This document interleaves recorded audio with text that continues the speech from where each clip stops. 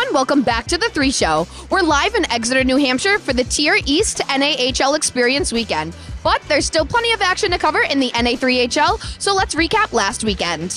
Starting things off in the Central, as the 9th slotted team in the Tuesday 10, the Power split their weekend set, dropping one game to Rochester before defeating the Woodsmen.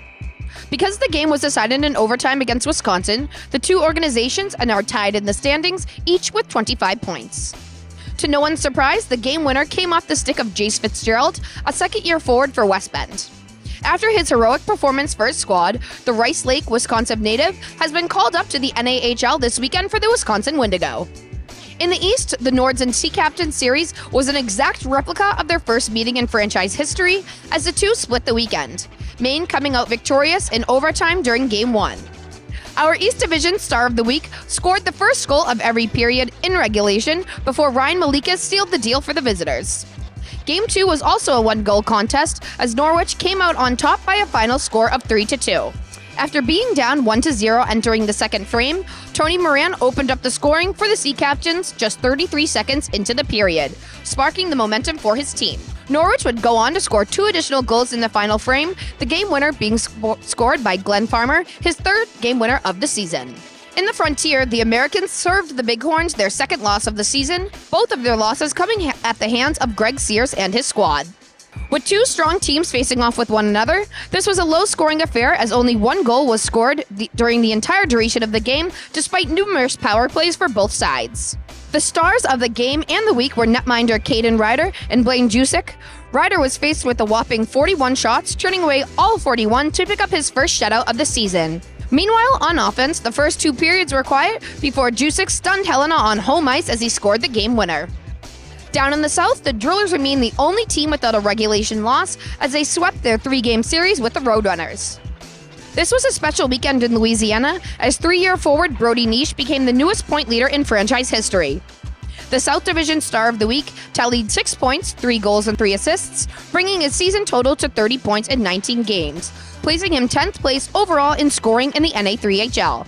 As an 05, Niche has truly bought into the Drillers program and has obviously had great success, increasing his point totals each season. If he continues at his current pace, he will surpass his previous career-high season total of 62 points in 45 games. Finishing things out in the West, the Moose absolutely stunned the Lumberjacks on home ice, picking up their 3rd win of the season over the first-place team in the division. Forwards Luke Steffen and Caden Miles each tallied 2 goals apiece during the contest. Miles netted the game winner, while Steffen scored the insurance goal for Minnesota to secure the dub. Between the pipes, 05 netminder Cooper Langley notched his first win on the year, making 44 of 47 saves, for a game save percentage of .936. With Granite being dominant against Minnesota during their last 2 meetings earlier this season, this win was quite an upset in the NA3HL community. Stay tuned as these two organizations will face off this evening at Fogarty Arena at 7:05 p.m. Central Time. And with that, let's highlight one of our NA3HL alumni who's been making waves at the Division I level. Peoria Mustangs alumni Dylan Bentley was recently named the Hockey East Player of the Week. The 01 forward made his way through the NAHL pipeline, playing in the NAPHL for the Madison Capitals AAA team, Peoria Mustangs NA3HL team, and finished out his junior career with New Mexico's NAHL team, eventually making a Division I commitment to UMass Lowell. Last weekend for the Riverhawks, Bentley scored 2 goals and tallied 1 assist during his team's sweep over the University of Vermont. And with that, let's take a look at this upcoming weekend and highlight one game from each division.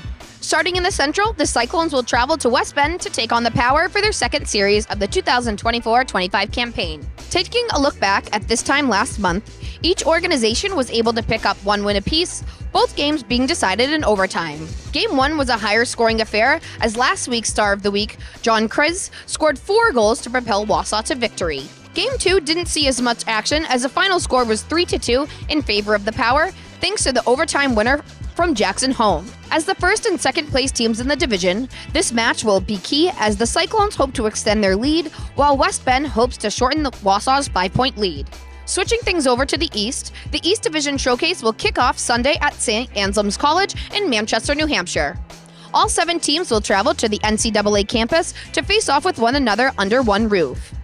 This will be a great opportunity for all teams to play in one building in the hockey hotbed that is New England. Sunday will feature New Jersey taking on New Hampshire, followed by Long Beach taking on Northeast. Meanwhile, Monday will feature New Hampshire facing off with Binghamton for the first time this season, followed by Maine and Norwich battling things out once again. In the Frontier, Sheridan and Gillette will take part in a home-and-home series, their second set of this season. Their first run-in of the year came all the way back in September, where the Hawks won both games by scores of 3-0 and 5-2. When looking at the standings, Sheridan sits in second place with 9 more points, but it's worth noting that the Wild are involved in a 3-way tie for 5th place. If the Wild were to pull away with an upset sweep, this series could impact things in the Frontier and shake things up. In the South, the Roadrunners will travel across state to meet up with the Austin Icebats for their first 2-game series of the season. Despite being the higher seed in the standings, the Roadrunners have not quite had the same amount of success in their last 10 games, going 2-6-2-0, compared to Austin, who has gone 4-4-1-1. Austin's newest head coach, Weston Michaud, has turned things around for the Icebats, and they're ready to continue building off their early success and prove to be a strong contender in the South Division. Finishing things out in the West, the Warhawks and Wilderness will face off for the 4th time this season on Saturday night at the Hippodrome. When looking at the previous matchups, Wilmer has won 2 out of the 3 contests by scores of 4-3 and 4-1. The one-game Minnesota one was quite a lopsided game, as the Wilderness took a demanding 10-1 victory. Taking a look at the last 10 games, the Warhawks have defeated some huge opponents, including the Granite City Lumberjacks, and have gone 5-5. Meanwhile, the Wilderness will try to turn things around if they've gone 2-4-2-1.